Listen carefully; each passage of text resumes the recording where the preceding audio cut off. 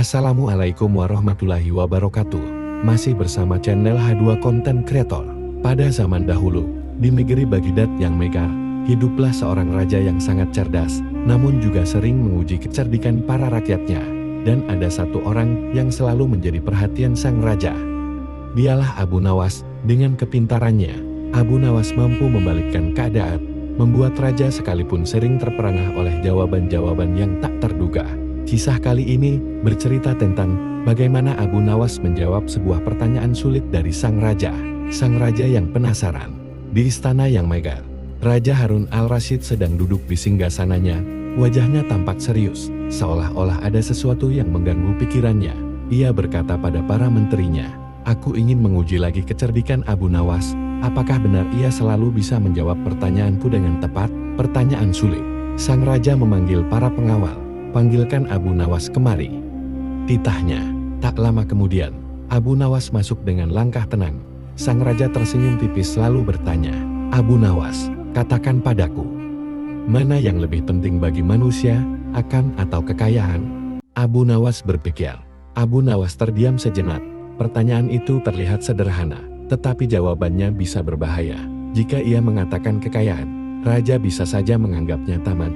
Jika ia mengatakan akal, raja mungkin akan menuduhnya meremehkan harta kerajaan. Jawaban pertama. Dengan tenang, Abu Nawas menjawab, "Yang lebih penting bagi manusia adalah akal. Wahai Baginda, sebab tanpa akal, manusia tidak bisa membedakan yang benar dan salah.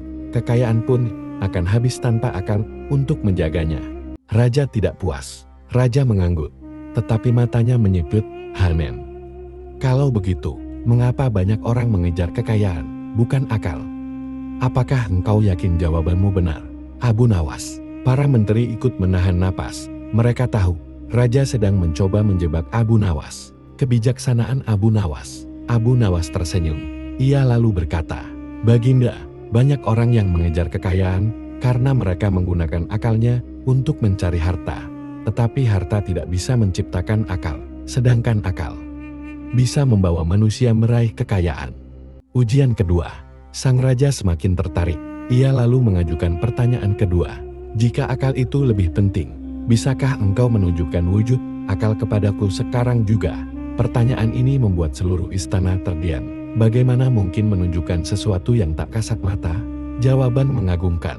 Abu Nawas dengan tenang berkata, "Baginda, apakah Baginda bisa menunjukkan wujud rasa sakit ketika terluka? Atau wujud rasa cinta ketika Baginda menyayangi putra dan putri Baginda? Semua itu tidak bisa dilihat, tetapi dapat dirasakan. Begitulah akal. Baginda, ia tak tampak, tetapi semua orang bisa merasakan hasilnya." Raja kagum. Sang raja tersenyum lebar.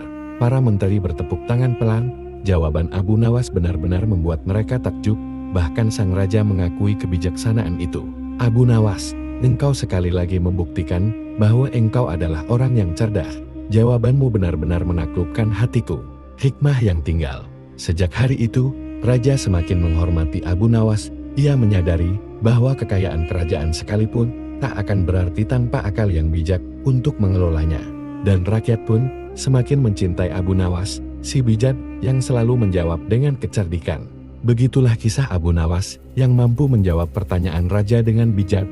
Dari cerita ini, kita belajar bahwa akal yang sehat jauh lebih berharga dari harta berlimpah. Karena dengan akal, manusia bisa menjaga, mengelola, bahkan meraih segala yang diinginkan.